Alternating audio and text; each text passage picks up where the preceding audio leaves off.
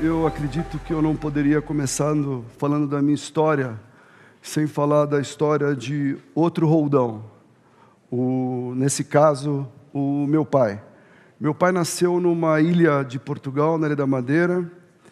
O meu pai ele teve que começar a empreender quando ele era jovem, porque o pai dele ele era presidente do sindicato dos estivadores e ficava muito ausente de casa. E como ele era filho mais velho de uma família de 5 irmãos, o meu pai ele começou trabalhando, vendendo tremoço no campo da bola, como ele diz, ajudando as mulheres a levar suas compras. E ele tinha um avô que era pescador de atum, e ele saía muito também para pescar com esse avô dele. E o meu pai foi o primeiro da família dele a ter uma carta chamada para vir para o Brasil, que naquela época os imigrantes vinham para o Brasil com uma carta chamada.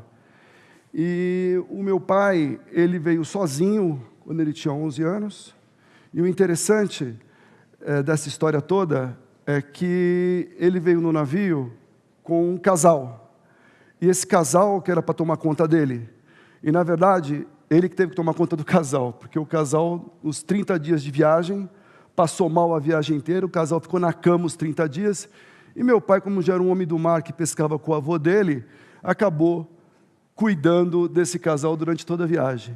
E quando meu pai aportou aqui no Porto de Santos, o tio Abel, o irmão do pai dele, confundiu a data de chegada do navio.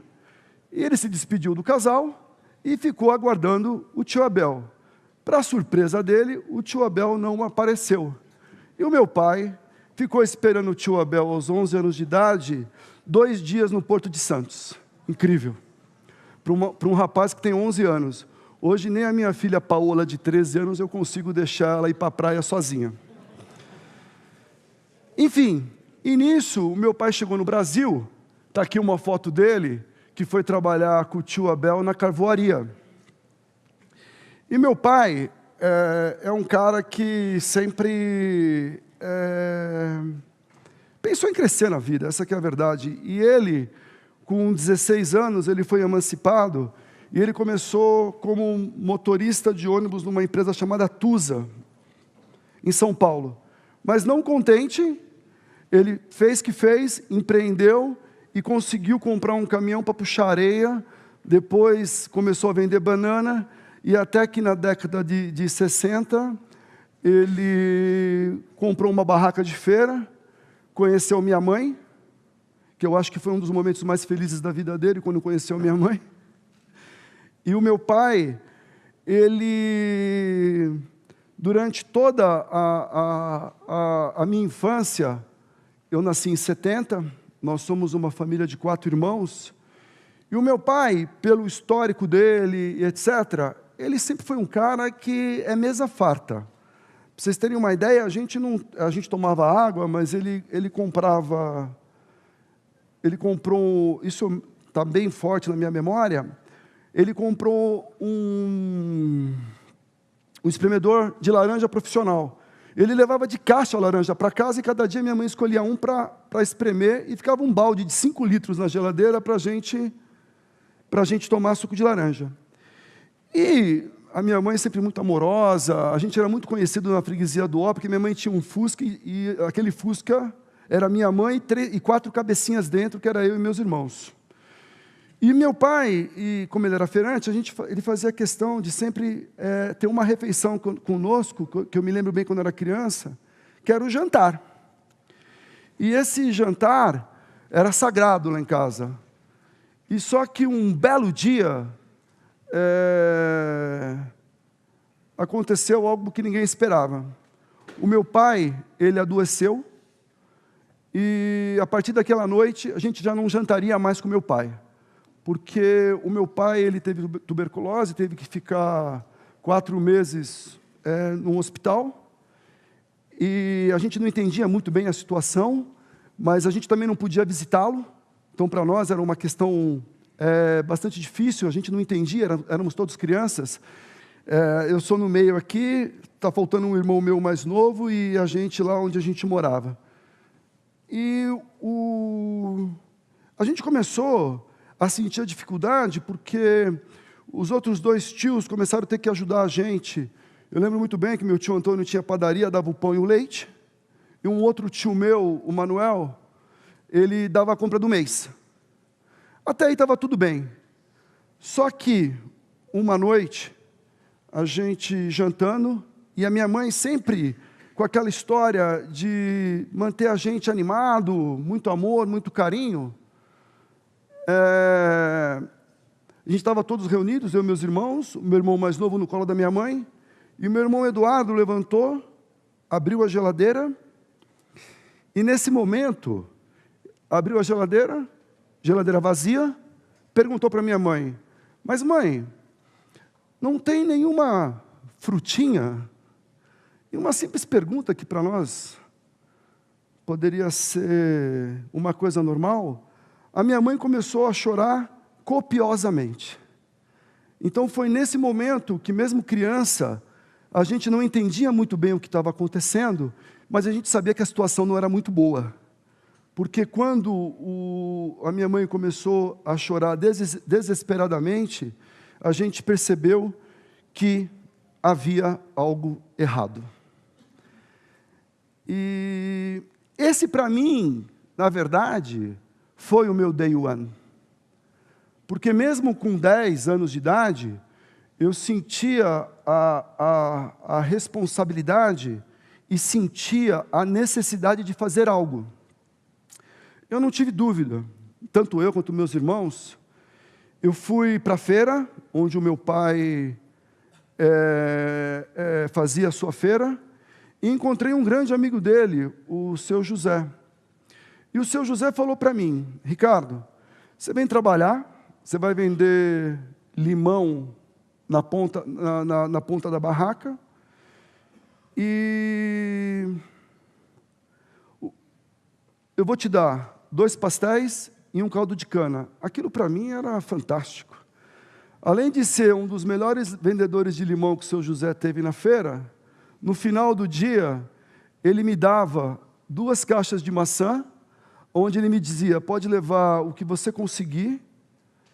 E eu falei, ok, bacana. E eu enchia bem as 2 caixas de maçã para levar para minha casa. E eu morava a uma distância de 2 quilômetros dessa feira. E como um moleque de 10 anos vai carregar 2 caixas de maçã de 20 e poucos quilos? Então eu me lembro bem que eu andava 100 metros, ia buscar outra, andava 200, e ia assim até chegar em casa. E a minha sensação da primeira vez, quando eu levei essas frutas e minha mãe viu, eu tinha certeza que era isso que eu queria. Era isso que eu queria na minha vida. Nunca mais fazer a minha mãe chorar por causa de uma fruta falta na geladeira. Meu pai se recuperou, depois de 3 ou 4 meses. Ele não podia trabalhar ainda, ele vendeu a barraca de feira, vendeu o caminhão, aí ficou mais 3 meses se recuperando em casa. Eu lembro que as refeições dele eram feitas numa travessa, não era nem no prato comum, que ele queria se recuperar rápido. E aí meu pai comprou exatamente um Fusca 66 pintado a pincel, ele trocou todo o assoalho do Fusca, deixou só o banco do motorista. E nisto, ele passou a procurar um frigorífico, comprava linguiça, e ele fazia a freguesia perto dos clientes de feira que ele já conhecia. Óbvio, meu pai, como é um empreendedor nato, uma pessoa que tem muita gana, muita raça, a empresa logo dobrou de tamanho, ele comprou uma Kombi e contratou o primeiro funcionário, que nesse caso era eu. Se você perguntar para ele, se eu estiver perto, por que contratou, porque o Ricardo era comunicativo, falava bem com os clientes, vendia bem. Se eu estiver perto, ele vai falar, foi o que sobrou, então eu me escolheu. Então, com isto, eu comecei a trabalhar com meu pai. Para mim era muito divertido, porque 11 anos de idade, freguesia, trabalhava o dia inteiro. E tinha um negócio naquela época, que era... cada um tinha o seu freguês, você não poderia, porque aquele freguês é de fulano, aquele freguês é de ciclano, mas na minha cabeça sempre era assim, se eu vender mais, eu ganho mais, então para mim não importa. E aí eu comecei a ter alguns atritos com meu pai, Aí eu falei, esse negócio não vai dar certo. Conflitos de ideias, eu vou arrumar um emprego. Nisso, eu vou na Avenida Angélica, tenho um emprego na Nestlé de office boy, eu passo pela seleção e a Nestlé me contrata. Só que no dia que eu ia começar, que era uma segunda-feira, o meu pai me acordava todo dia às 5h30, para a gente carregar a Kombi e fazer a freguesia. Que eu vou contar um pouquinho mais para frente, onde era o nosso depósito. E aí meu pai me acordou 20 minutos mais cedo daquele dia e falou, levanta. Mas eu falei, pai, eu arrumei emprego, agora eu vou... Não, levanta que você vai comigo. Bom, resumindo, a Nestlé perdeu um grande executivo e o meu pai continuou com um trabalho escravo infantil. E a partir daí eu falei, eu quero mais. Para mim, eu não estou satisfeito. O depósito era na lavanderia da minha mãe, a gente dividiu o depósito.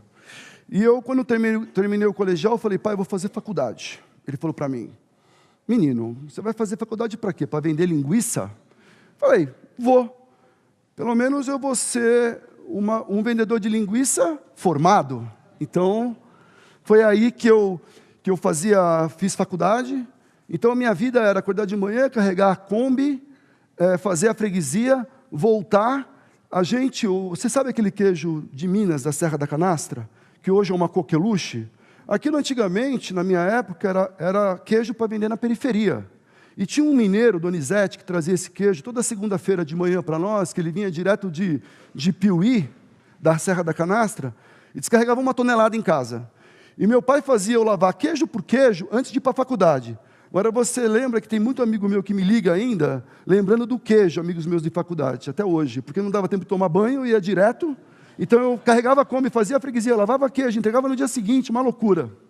Foi aí que eu tive a brilhante ideia de falar para o meu pai, vamos fazer o seguinte, vamos parar de ir atrás de carregar a Kombi, vai, o freguês quer, não quer, eu vou antes, tiro o pedido, e com isto, a gente acaba passando de uma posição de ambulante para uma posição de distribuidor. Olha só vocês, né? Toda uma estratégia que vocês não imaginam, planejamento, entendeu? A gente discutiu, eu e meu pai, muito qual que seria a cultura da companhia. É sério, gente.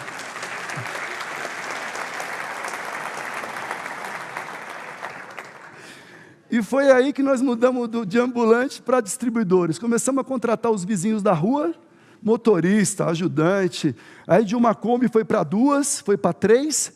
Foi aí que em 92 eu tive outro atrito com meu pai, que eu queria construir inclusive foi o meu TCC na faculdade, que eu queria fazer uma loja aos moldes que hoje tem na Cantareira. Aí em 92 o meu irmão Eduardo veio trabalhar com a gente, foi justamente ele que construiu essa loja, e até hoje ele é o nosso cara de expansão. E foi aí que, em 92, crescemos, até 98, comprei um depósito de cimento da Votorantim, onde a gente ia fazer só a distribuidora. Lembra esse fato até hoje, que eu falei, eu compro imóvel, mas eu quero conhecer o Dr. Antônio Hermílio. E para mim foi uma alegria imensa passar 10 minutos da minha vida com aquele homem pessoalmente. E nisso, gente, eu descobri uma coisa chamada ERP. Porque até então, era um software que a gente tinha, emitia pedido, nada ligado com nada. E aí, naqueles anos 90, descobrimos um negócio chamado ERP. Eu lembro até hoje, era março de 98, eu tinha 28 anos, eu já tinha minha esposa, 2 filhos. No dia 9 de março era meu aniversário. E a gente resolveu fazer a nova distribuidora, colocar o novo ERP, e é óbvio que não deu certo. E foi aí que nós passamos 4 dias sem faturar uma nota, sem atender um cliente. Então, no dia 9, eu tive que ir para casa, minha mulher disse, você não vai vir cantar parabéns com as crianças? Eu vou. Aí eu me lembro bem, você sabe aquele filme quando o general passa assim pela tropa, para dizer que está tudo bem? Mas, na verdade, estava tudo ferrado, porque eu fui, cantei parabéns, voltei para a distribuidora, passei a noite inteira tentando fazer aquele ERP funcionar, nós não conseguimos faturar uma nota, eu e o meu irmão, no dia seguinte, desesperados, sem saber o que fazer, Eis que aparece meu pai, mais uma vez ele, sempre ele. E meu pai, ele viu o nosso desespero e falou: gente, calma, vou contar uma história para vocês.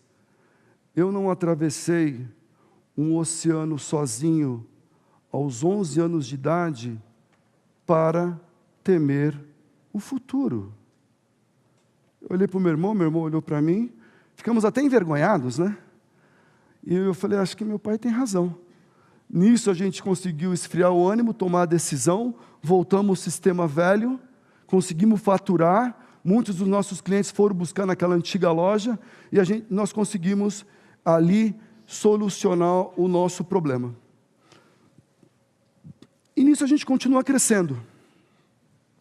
Só que um belo dia, eu recebo uma ligação da nossa gerente de crédito, onde ela diz o seguinte: depois que a gente fizemos todo o investimento em distribuição e etc., ela diz o seguinte para mim: Ricardo, eu estou com aquele cliente aqui super importante, que está dizendo que vai pagar o boleto só na segunda-feira. Falei: mas por quê? Você já falou para ele, se ele não pagar o boleto, não vão me entregar a mercadoria dele amanhã? Já disse tudo isso. E o que ele disse? Falou para você não se preocupar, que na segunda-feira ele não vai pagar, se você não entregar a mercadoria, ele não vai pagar o seu boleto, e ele vai num tal de Açaqui, que abriu agora aqui na Zona Norte. Falei: o quê? Um tal de Açaqui, açaí, sei lá o quê. E era a segunda loja desse nosso concorrente. Eu falei: meu Deus, tem alguma coisa errada, eu vou ter que rever os conceitos. Aí, mais uma vez, discutimos internamente, toda aquela história de planejamento e tal, nós precisamos ir para o atacado de autosserviço. E nós conseguimos, em 1 ano e meio, demorou 1 ano e meio, porque como portugueses que somos, compramos um terreno para depois contratar um engenheiro, o engenheiro foi lá e falou: não cabe uma loja nesse terreno. E aí,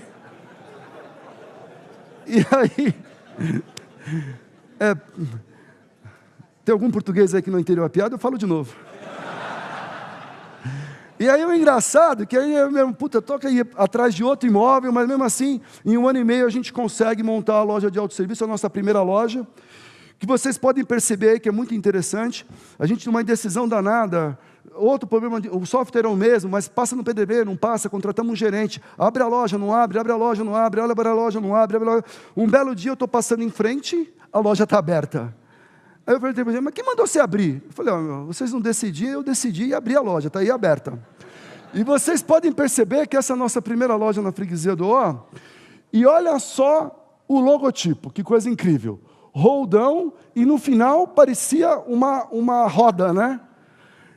Aí tinha cliente que queria entrar com o carro dentro da loja. Olha, eu vim trocar o amortecedor, o pneu. Vocês fazem serviço de mecânica também?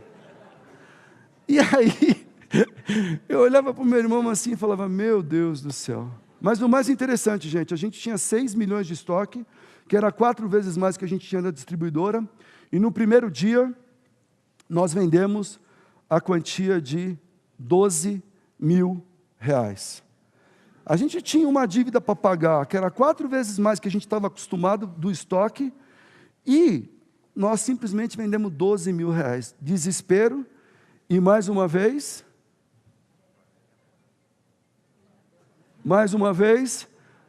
eu não atravessei um oceano sozinho aos 11 anos de idade para temer o futuro. Tivemos que correr atrás, muito atrás, mas muito mesmo. Tivemos que se desdobrar para vender aquele estoque para rodar. Por sorte, esse mesmo concorrente ficou 4 dias fechado, migrou clientes da loja dele e a gente conseguiu equalizar. Equalizamos, entendemos o modelo e já em 2002 estávamos próximos de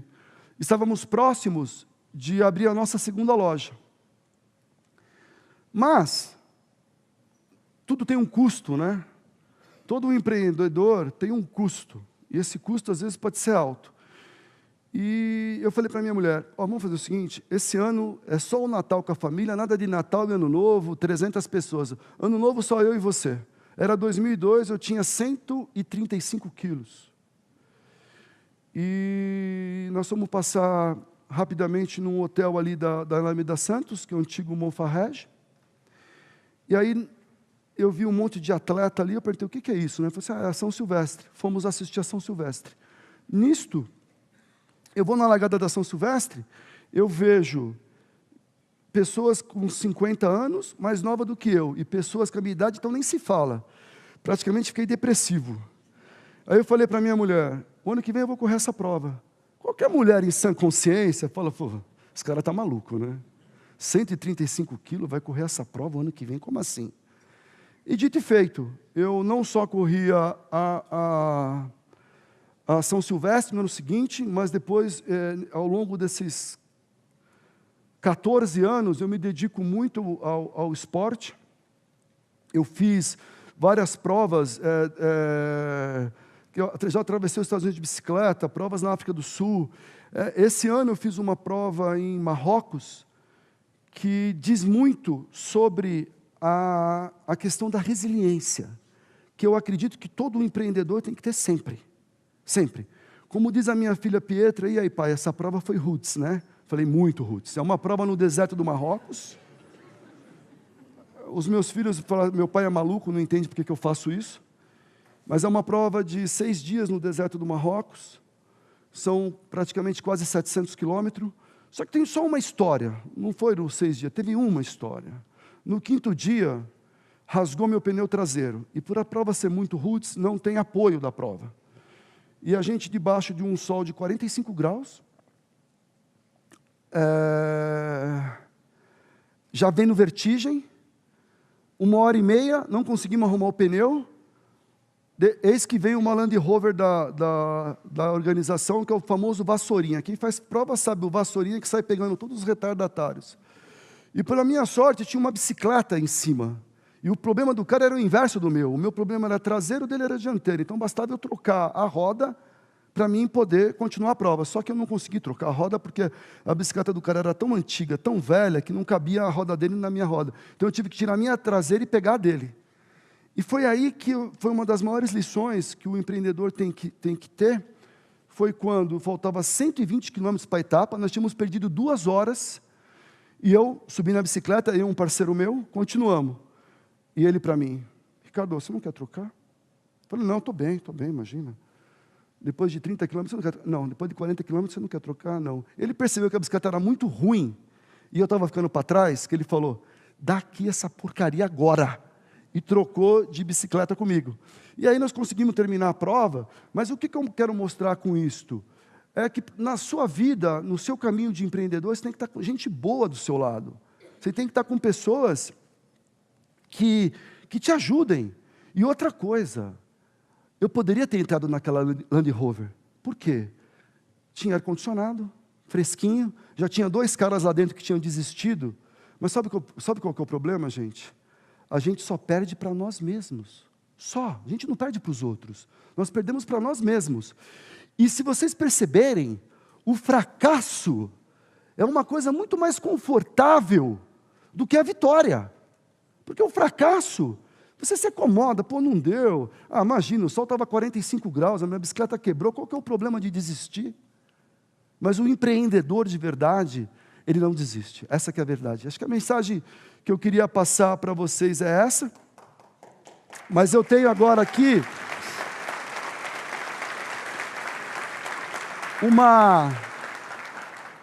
Hoje o Roldão tem 30 lojas, tem 4.000 funcionários. Nós temos o Instituto Roldão, que é essa primeira loja que nós fizemos, a gente reformou toda a parte de cima. A gente atende 200 crianças que a gente ensina judô. Isso também para nós é uma coisa que eu acho que é retribuir um pouco o que a gente tanto é abençoado. E também agradecer todos os meus colaboradores, a minha família. E também, gente, eu acho que agradecer também ao homem que sempre me inspirou, a minha mãe, a minha família, mas principalmente meu pai que está aqui.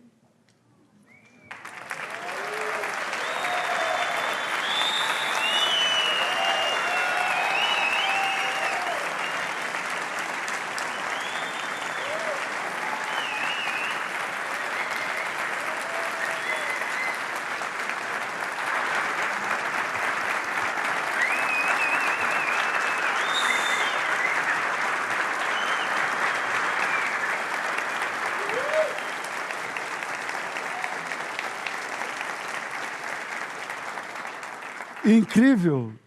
Uma história interessante do meu pai, logo que eu comecei a trabalhar com ele, ele chegou para mim, né, fazia freguesia, moleque, né, morto de fome.